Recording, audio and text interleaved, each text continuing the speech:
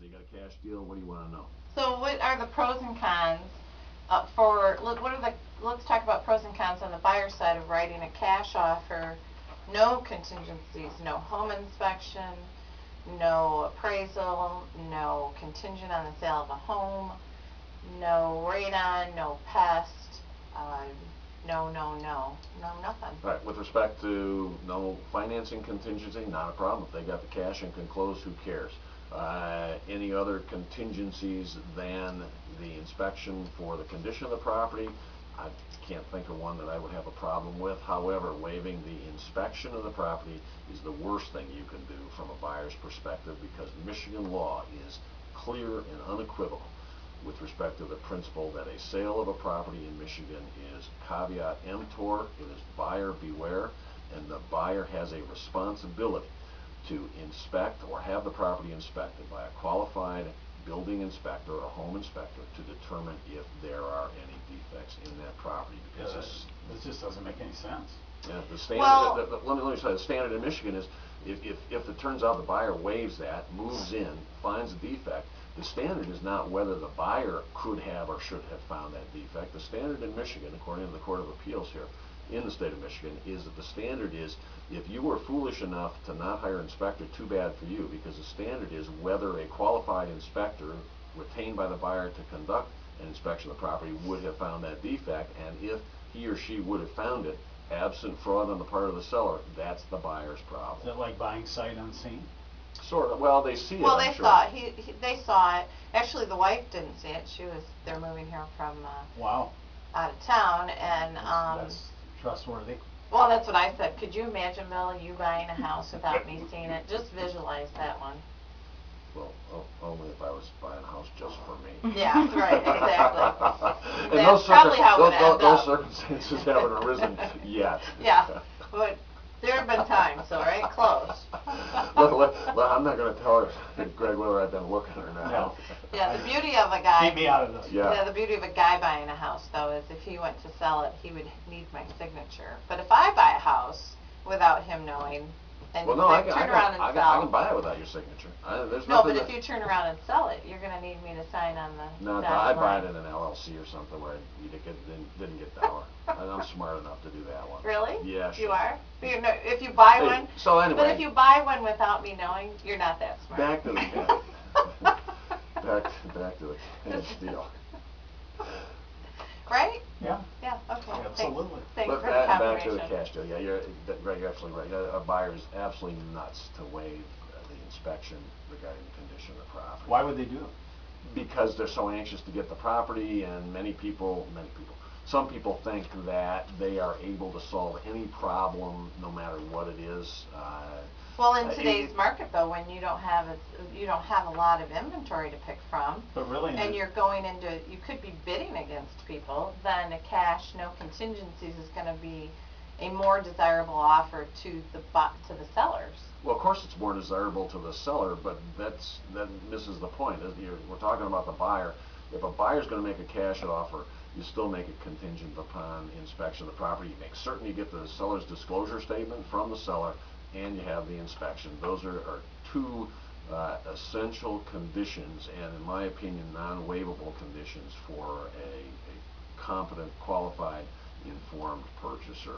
And the fact that you want the property so badly, you're willing to accept it in whatever condition it is, absent an inspection, shame on you. You can Well, do but it, I'm getting and maybe you're a lucky. seller's disclosure statement. Doesn't that make any The difference? seller's disclosure statement helps a great deal, but the seller's disclosure statement is not the same as having an inspection by a qualified inspector for two reasons. One is the seller may not be telling you the truth.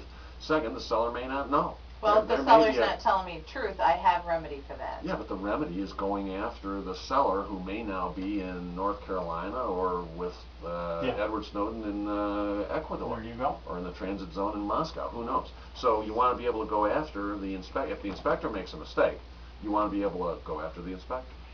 And also, I've said this before, you make certain your contract with the inspector does not limit the amount you can go after the inspector to the amount you paid for the inspection. Get rid of that clause, put in there the amount of the insurance that the home inspector carries. Make certain that the home inspector is carrying adequate errors. It sounds like they want to do Well, this most home just to beat inspectors- out the other bidders, right? Yeah, that's what they're doing. Right, but in this case, well, this particular house had had two previous offers. Both, I think they might have rejected one and the other one fell through. But at the time we made the offer, there wasn't another offer. However, I forgot where I was going. You said something. Something pithy? You said something important. I'll have to replay this.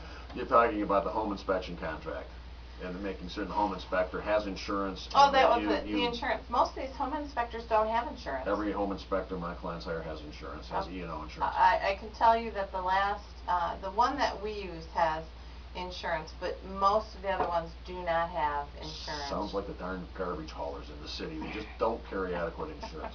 Why not? Sure they do. A qualified home inspection company carries errors and omissions I'll insurance. tell you what, the inspector that you knew from the Ann Arbor area that came and inspected the one house that I just had a offer on, that I listed, or I didn't list, I wrote the offer for the buyer, he did not have errors and He omissions. did. We had him do the 2 inspections in Ann Arbor, and I actually got copies of the declaration page of the insurance. Well, he must not carry it anymore, because I asked him. Apparently not. Yeah, so anyway, so let's not get in an argument as who did what to whom. All I'm saying to you is you make certain the home inspection company has insurance. It's And then that routine. clause has to, because it's right on the front page of the clause where you're limited to the amount Yeah, you that change you it. pay for the home Yeah, inspector. you change it, you say to the home inspector, I'm willing to limit the damages, but not to the amount I pay you for the home inspection, the $250 or $300. I limit it to the amount you carry in errors and omissions insurance. And if they argue about it, you say, well, what's wrong with that? You're carrying insurance in that amount, so why aren't you willing to put that as the limit of damages? I mean, let's think about it. If the inspector comes in and misses a defect, for example, a foundation problem that costs a purchaser $15,000 to repair, I don't want to be limited to $200 or $300 that I paid to the home inspector. I want to get paid the full 15 grand. I expect the home inspector to be qualified and competent. They ought to be responsible for what it is they do. And I always, when you say that to a home inspector, automatically they assume you're going to sue them. Not at all. Look, the same thing is with a lawyer. You want to make sure the lawyer carries adequate insurance. Anybody that comes onto the property, it's like the guys who are cutting down the tree next to our property sometime today. You know, they have to carry the adequate insurance in case something happens when one of those limbs falls or that tree falls and it ends up injuring somebody or causes damage to property. I mean, this is sort of a no-brainer, I think. You don't work in my world. Well, just so you know. Well, maybe not, but part of your job is to educate the people you're working with to what the risks are if they proceed on the basis that there's a limitation of Well, damages. remember that lawsuit on the termite inspection? I remember every lawsuit vividly. Okay. That termite inspector did not have insurance. I don't know what to tell you. Okay? I mean, I it's didn't just- hire the termite inspector. I don't know that that's relevant. Well, it is, because if my client comes to me and says, I'm hiring an inspector, one of the things I'll tell them is review the contract, make certain that there's no limitation of liability, make sure they have insurance, and then when they come to me and they say they don't, then I'll say, well, let's go to another inspector. And if they decide Well, a lot of these instead are just inspections, they're not contracts. FYI.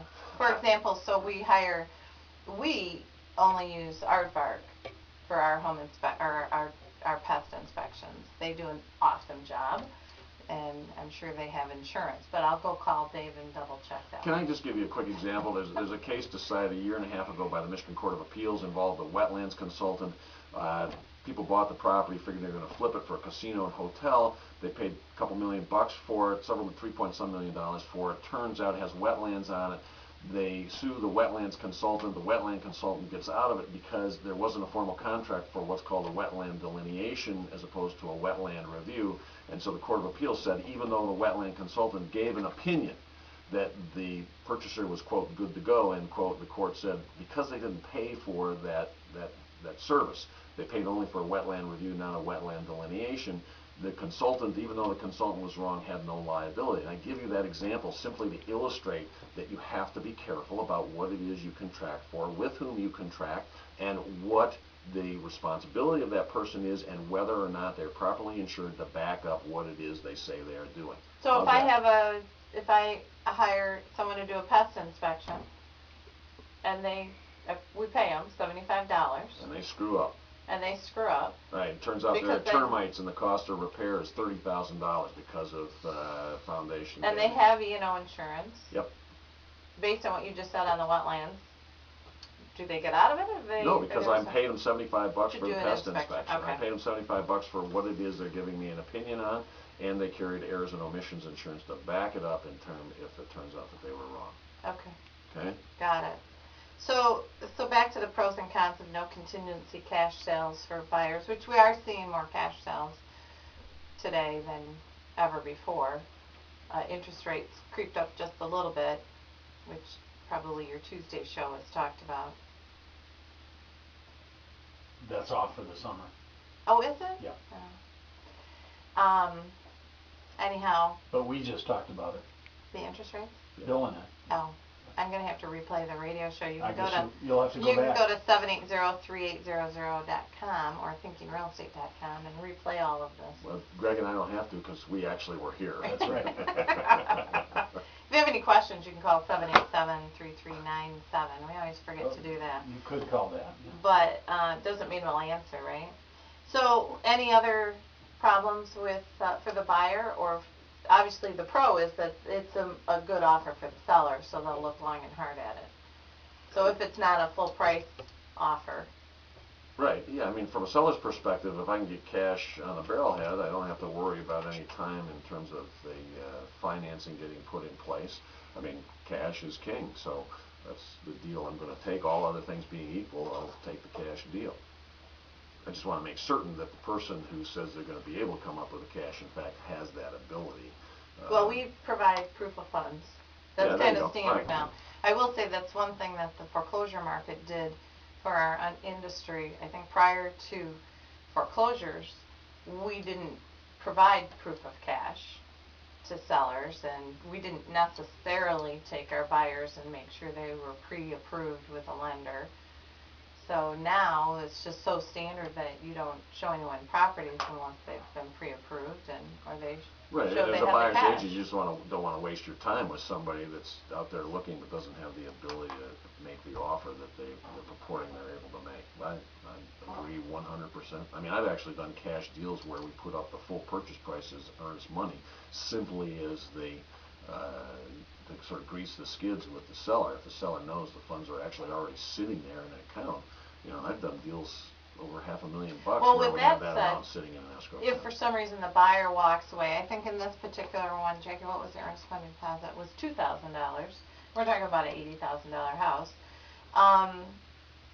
which $2,000 is pretty generous for an earnest money deposit in this market. Typically, that'd be $500 to $1,000, more apt to be $500. If the buyer walks away, has no contingencies, and they put the full purchase price up as earnest money deposit, the seller's not entitled to that. You are correct. What would the seller be entitled to?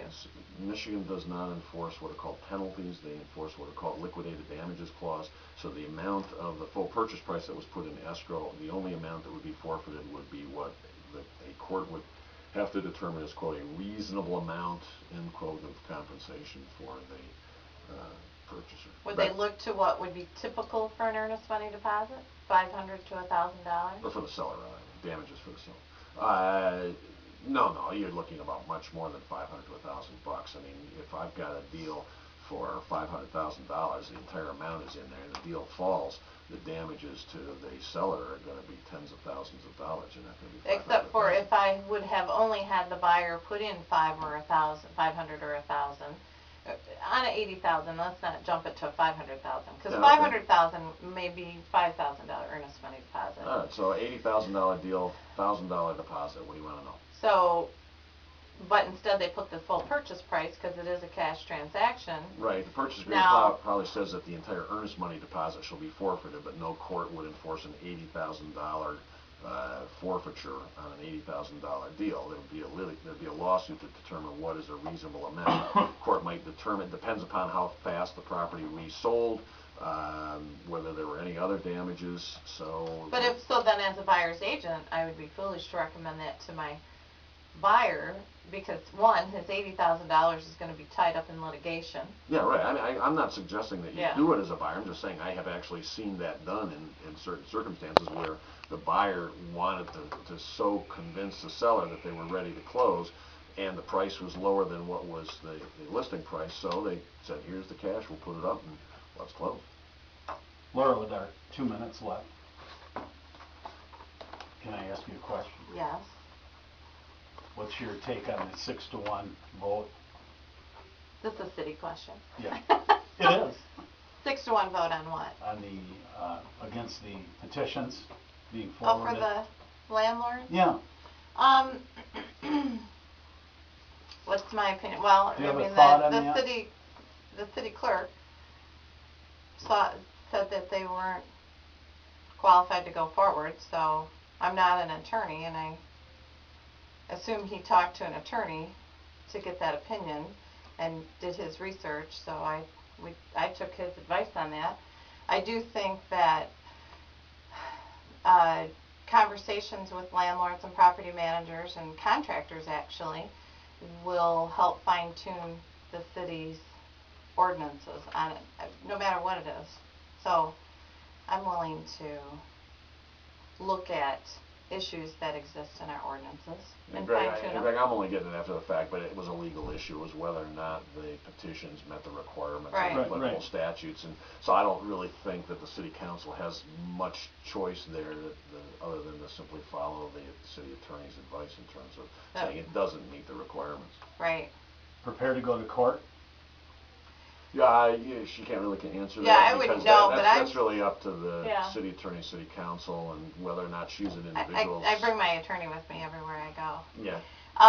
You know, Since litigation has been threatened, it's probably inappropriate to comment on it. yeah, there's just no perfect nobody's going to be happy. We can't make everybody happy. That's what I've learned. That's the one thing I've learned as a city council person. And I'm shocked. I moved to the city of Jackson thinking it would bring me utter happiness. Can't make everybody happy. And we try But we to. can certainly do our best, and I am more than happy to sit and listen to people's concerns, and I, as a landlord, do not think it's a perfect system, but Nor do I, and you gotta remember, Greg, I represent landlords, and we actually had a meeting yesterday with city representatives and some property managers and contractors, et cetera.